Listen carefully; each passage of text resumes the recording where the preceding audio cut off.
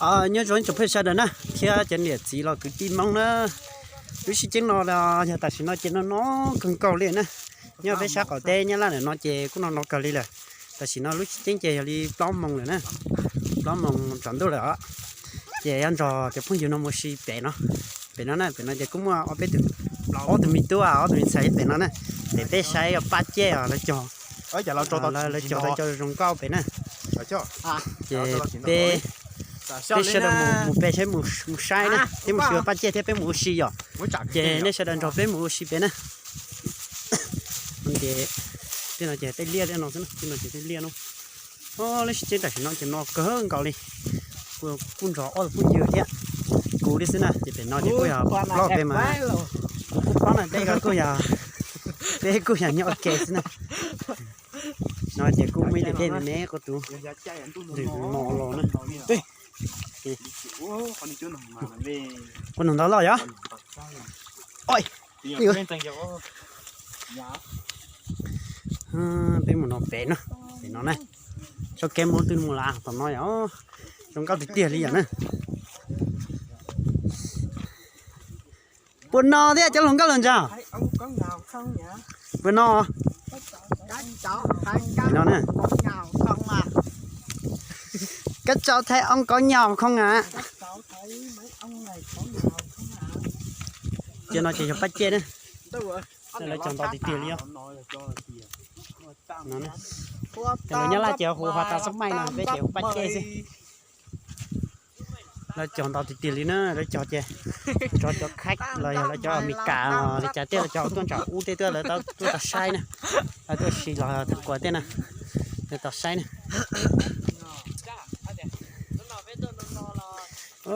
Nó cần cả đi, ta xì tôi xếp được họ chỉ tao mới chúng mình xài thôi. Thế một chèm phải nó thách đứa thế sao lo, xì để nó này. Xí rồi chứ, hai giờ ở trời kia của phụ cho nó nè. Bây giờ chưa giờ lo ta lo. Cho xả thôi đứa. Nó ra sườn cao. Xem nè, cho nó giờ tôi bắt chết nó rồi giờ. Tao sống may nữa nè. Chỉ lại nè thế này. Nó nè. Cho tôi đùa nè. Tay của mày chỉ ra đi. Các cháu thấy ông có ngào không vậy? To lên to ơ. ra chỗ cũng bé Chỉ một sai nữa, một tấn nó to này, một sai tao nó. Ta tới tí tôi quay ta nó quay các hàng cũng là khổ. Tuồng lìa này tuồng này nó này lìa. Nó nữa. Nó chè một nó cú bể nó lên nè. Nó chỉ tao liêu.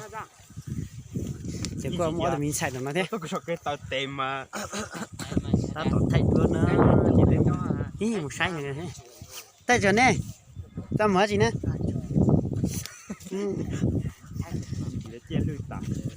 Chơi lưới tả sạ. Sắp phá sạ rồi anh ạ. Nhớ tên nó chè trong po dê thế này, sáu tên nó này. Po dê đi sư, cứ nhau sao khỏi tới nhà làm này thì trong chùa thế này. Sát tao mới hai giới gì Đó chưa? Bắt chưa? Cho tao đá được. Nó chè nhớ cho sát tổn nó này. Nhớ cho tổn nó chè chùa trong cam mình chỉ đẹp phải một sai đó nè. Cho nó chè giờ liền tôi dọn đùa nè. Chứ đùa thế thế này cho ba thế chè ta nó chỉ trong cam phải chưa? Cho nào quá chị à? Ê, tên này chỉ giỏi bé à? Ừ.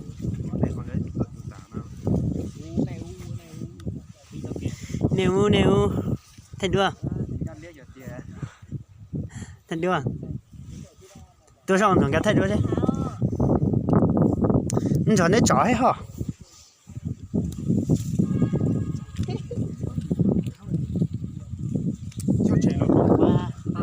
bên cho mình thấy thành đua nữa. Nó trong na, ta chỉ nó có bây giờ nó tròn có thay đua na. Mình từ lần ra trong có na. Nó chỉ phải cần đợi kia nữa. Anh ấy vừa nói ở thái của cả ló này nếu con đi đừng đó. Nè. Thầy chủ mà, đúng không? Ủa sao? Sao mới chứ à? chị trò xá đấy chị đúng rồi chiều bé có tí nữa là người ta nói mà tí cho bà chị nếu em hỏi cho chú ý hỏi chứ tức là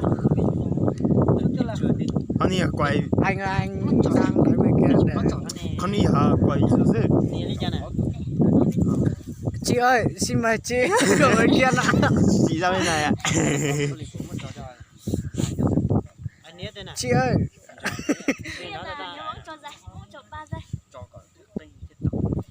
nó ra trò bấy cái thứ bấy nó nấu ở bên này mà nhá ít chó mà lư mà khó mà trò ít ảnh nó sao giờ mà chung mà nó sao ai giàu ơi mà cái anh chị này rất là hơi đô nha cứ mong sợ bây giờ mong sợ chỉ cho chị đó để nhắn la đó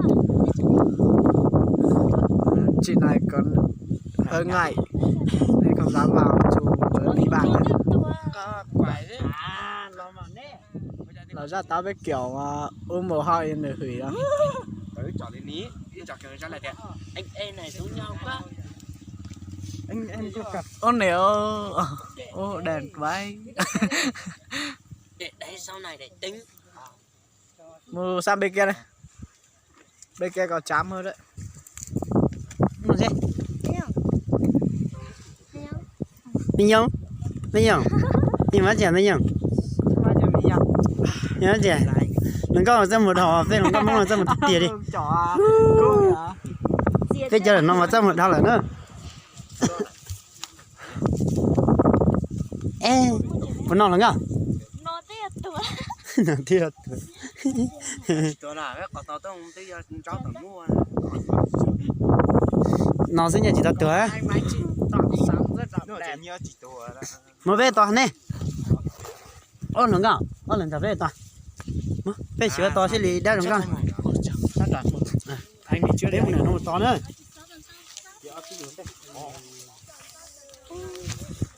ba này tao chỉ tao nó to nữa chừng họ chỉ chụp bắt chê đó căn thường mò cái hạt tôi rõ ràng à cảm đây không mò cái hạt cho tôi đồ đó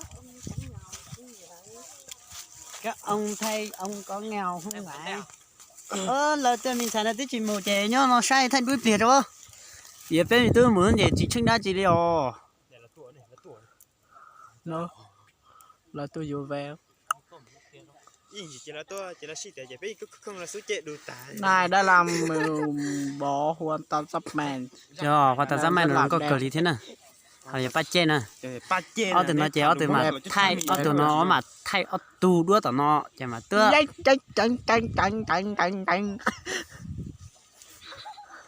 ha ha cái gì nè anh chỉ quan nên thay nè anh nhìn xem một nó chè bây giờ thay cái này nghe mà thay cái đua máy bé bé tao nó này bé sẽ cho này đỡ đỡ cho tao nó mới chỉ nó đấy mà tôi muốn lò gì trái đi thế này cái gì đấy lúc chi on điện nào nó ra ấy sản vào cho đau trả nào con chưa một chỉ ló một to à gào chú em nửa em gào chưa đến một to mì cầu chua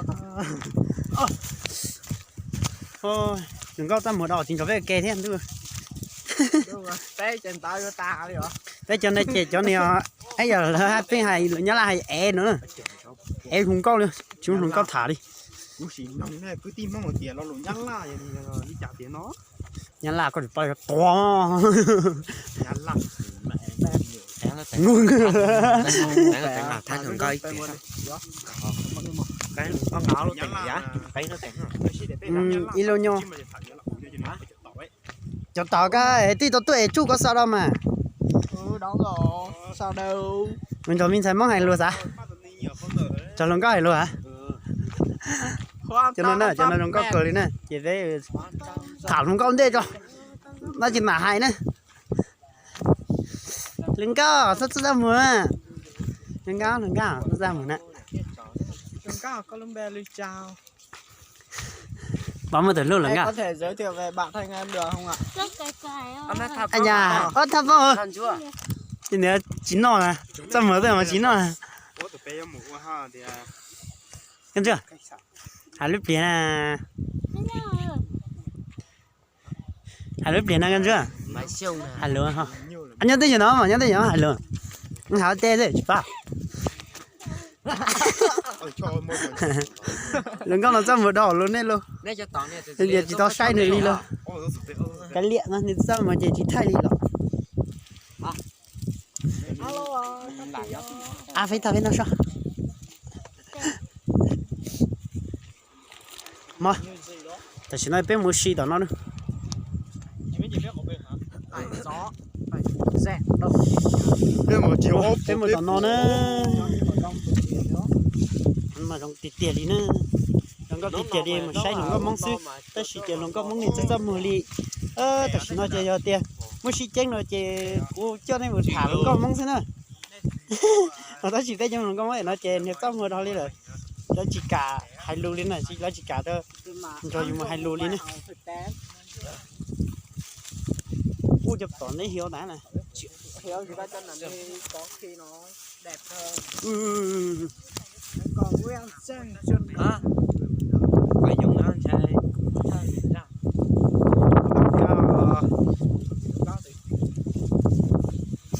nó ra luôn cả nó ra à nè à lần sau tôi về xí đàn nữa Mình chạy đi chỉ bắt nó cả. Con vừa mai mà cũng lần xuống. à chúng ta muốn lỡ Được không? lần sau tôi về xí đàn nữa Thì ông lúa thì em bé chứ.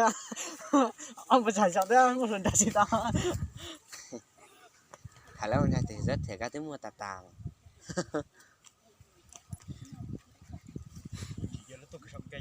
คือเนี้ยผมจะอาจจะ